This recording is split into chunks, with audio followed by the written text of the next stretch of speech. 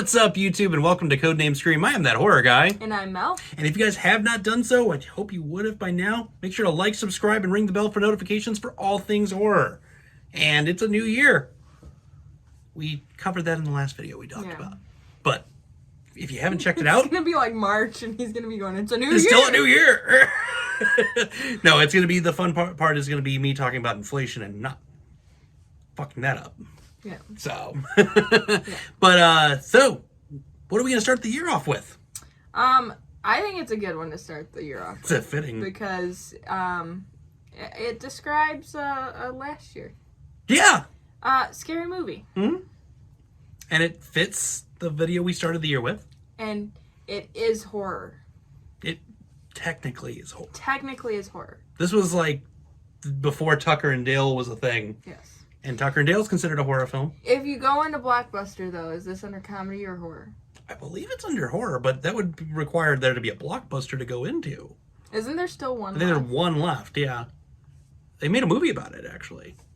Oh, really? Yeah. Oh, interesting. Mm-hmm. But, scary movie. Yeah, released July 7th, 2000. Height of Blockbuster. Height of Blockbuster, yeah. Directed by Keenan Ivory Wayans. I love all the Wayans. Yeah, I was going to say, it's the Wayans. I love them so much. Written by Sean and Marlon Wayans, Buddy Johnson, Phil Bowman, not Phil Bozeman. I was going to say, is that Phil Bozeman? Not Phil Bozeman, Phil Bowman. That's why I laughed. Jason Friedberg and Aaron Seltzer. I wonder if he's water. Well, most people are made of water, so mostly water. We are mostly water. We are mostly water. Produced by Eric L. Gold and Lee R. Mays. I don't know why they both have to have middle initial names. Right. It's fine. Hey, whatever. And music by David Kittay. Kittay. Nice. Well, your budget box office for 2000. 19 million on a budget. So we're still on the high side to start the year off with. That's nice. It's a nice change of pace. Because I said Kittay, and it's like, what's Forrest Gump's favorite metal band? Kittay. What? Sorry, this is like our 12,000th video today, so I'm a little slapping. Yeah. Okay, sorry. Get back to your budget. Yeah. Okay. So we're going to go reiterate that one more time. Kittays and all. Kittay. $19 million budget. Again, we're starting off the year strong with money. That's nice. a big budget for 2000. And for a comedy. That's a Babs. Horror. That's a Babs. That is a Babs. If you don't know what that is, check out the last video. And box office, $278 million.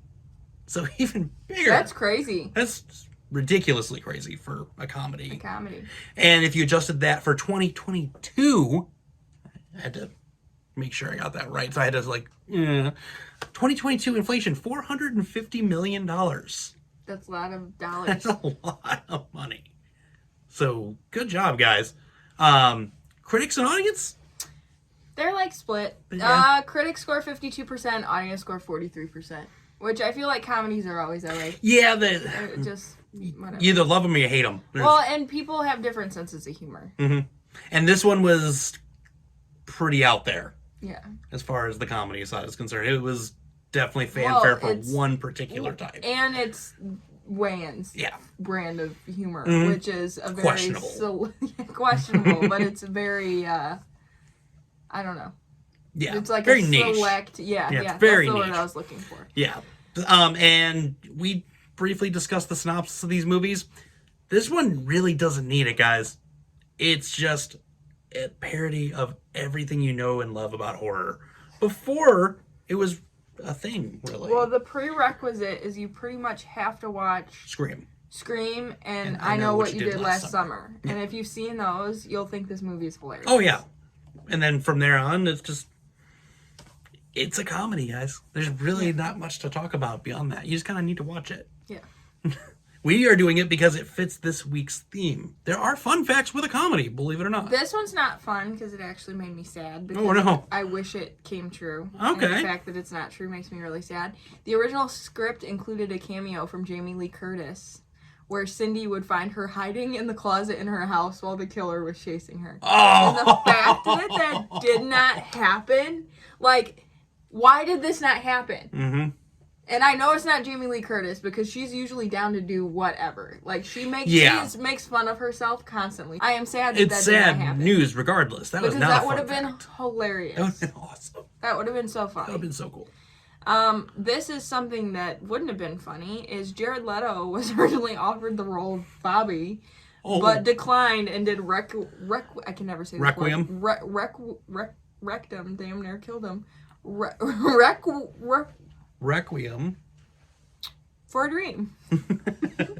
Instead. I would not have wanted to see Jared Leto in this movie. Nope. At all. I would have rathered him in Requiem for a Dream because he was perfect in that film. And he's not funny.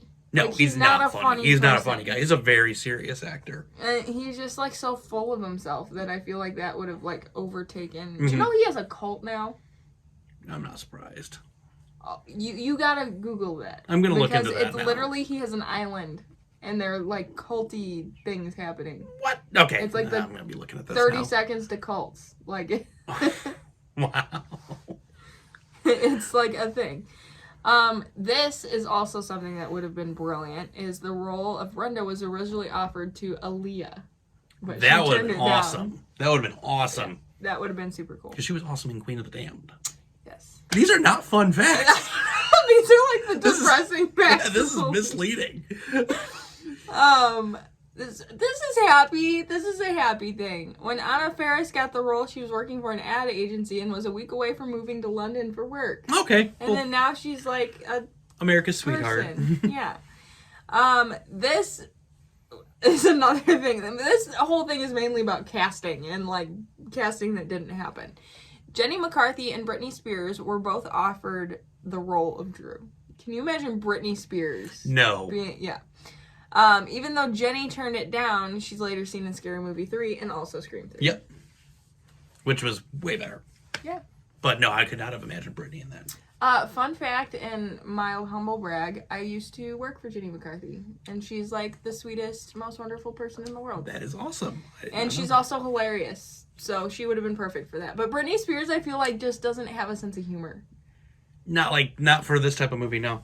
Like, she doesn't, like, there's not a whole lot going on in here, I don't think. So I don't think the concept of humor really, Yeah, it wouldn't have fit at all. It would not have been a fitting role. I know, like, at that time, it would have been, because that was at the height.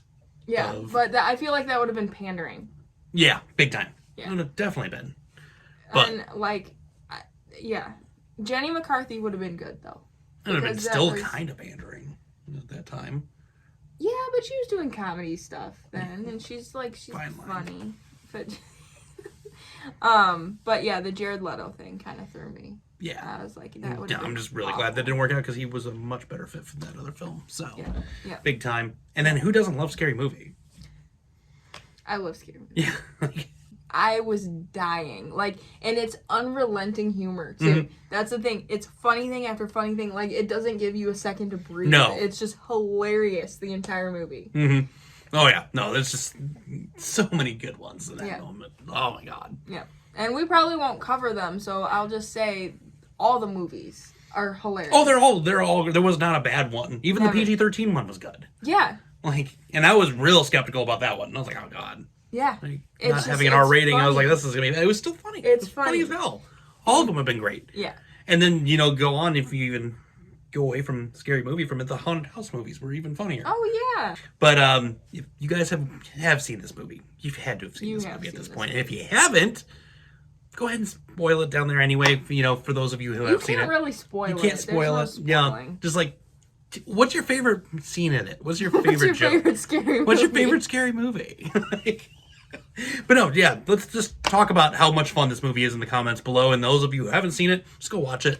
Yeah. Just do yourself a favor. It's hilarious. Yeah, it is. And there will be a link here in the description as always below for you to check it out for yourself. And we can talk more through Facebook, Twitter, Instagram, or email if you'd like as well. You've got plenty of avenues to talk to us about this. Yes. So, And our next video is going to be sort of related to yeah, this. it all comes together here at the end. You guys are probably like, why are you guys doing a comedy thing? Well, You'll find out. It'll make sense here at the end of the week, guys. So, with that being said, scare you later, you two.